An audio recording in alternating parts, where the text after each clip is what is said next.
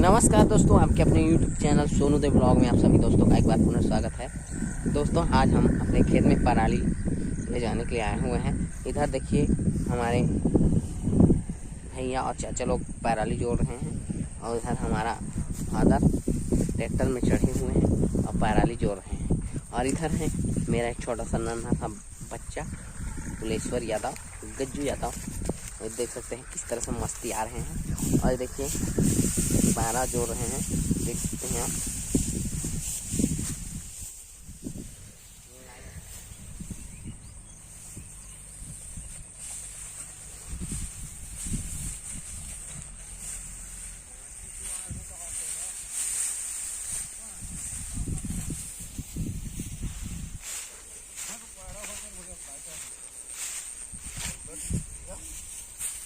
रास्ता पान रखा